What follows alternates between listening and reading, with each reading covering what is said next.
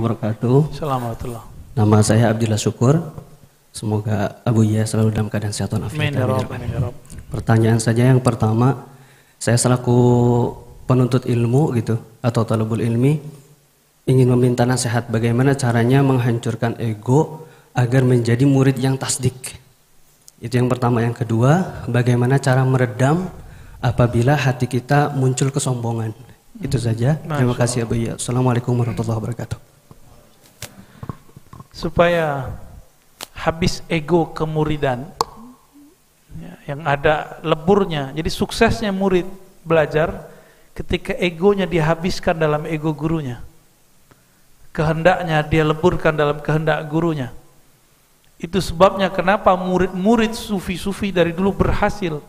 Karena mereka punya filosofi. Tapi ini dijadikan fitnah oleh kelompok pembenci tasawuf. Apa kata mereka dulu? Murid di depan mursyidnya seperti jenazah yang sedang dimandikan, mau dibolak-balik terserah. Ini kunci sukses ngaji. Coba tanya Pak Kiai Abdurrahman.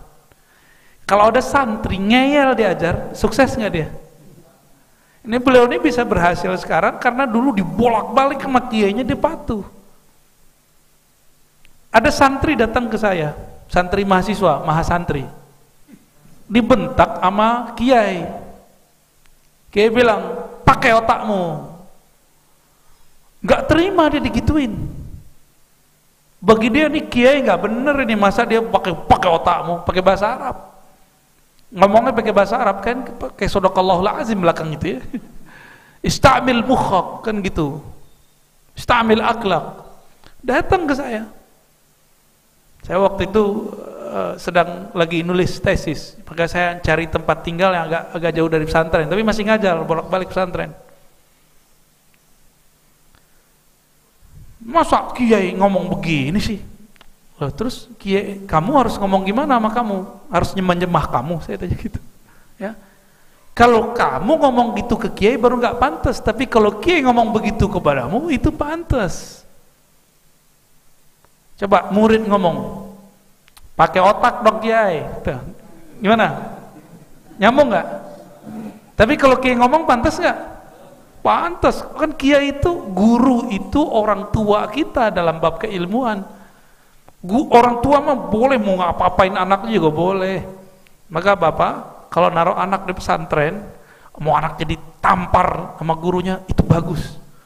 Disuruh berdiri, itu bagus. Diikop itu bagus, karena itu menghancurkan ego. Saya seumur-umur nggak pernah, kecuali cuma sekali aja saya pernah disuruh berdiri sama kiai. Itu pun sudah akhir-akhir mau tamat, suul khotimah ya. Enggak.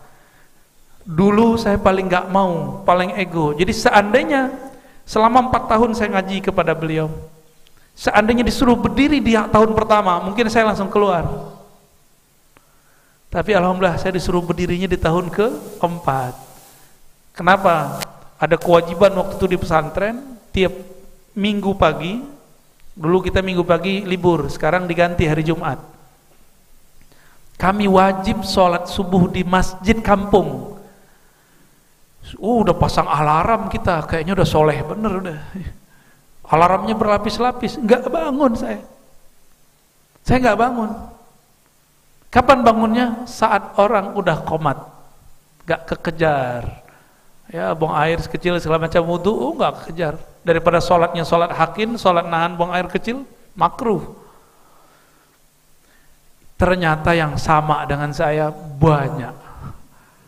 Hampir 40 mahasiswa, mahasantri. Dibaca udah 39, nama saya nggak kunjung dibaca. Terakhir nama saya dibaca. Lah ente kok masuk katanya. Dah, ismuka maktub hena ya Razi. Isyaallah.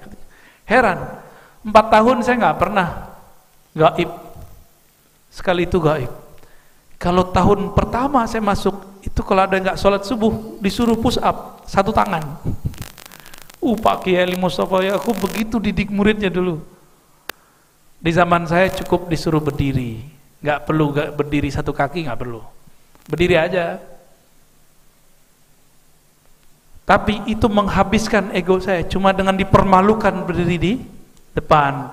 Selama 4 tahun saya sadar, saya merasa paling soleh sepesantren, ya, merasa paling, kalau azan duluan, jamaah paling rajin. Dalam hati mikir, ini santri-santri ini nggak ada yang ikut Rasulullah, saya doang yang ikut Rasulullah. Gaya bener. Ya, perasaan begitu. Ternyata Allah tidurkan kita sesaat, habis. Jadi kalau jadi murid, guru kasih iqab terima, guru kasih tugas ridho. Kalau berkorban nggak ngeluh. Kalau kehendak kita beda dengan kehendak kiai, kita habiskan kehendak kita dalam kehendak kiai, baru nanti bisa ke Nabi Muhammad, baru nanti bisa terima takdir Allah. Ini emang guru aja udah gak terima, beda apalagi kepada Allah. Nih Bapak Ibu yang melakukan Allah, kenapa banyak orang hari ini zahirnya soleh tapi gagal memahami takdir, takdir politik, takdir rezeki, takdir jodoh, takdir apapun. Itu karena dia ketika memahami gurunya dengan hawa nafsu dirinya. Ah, masa kiai begitu, ya, gitu ngomongnya.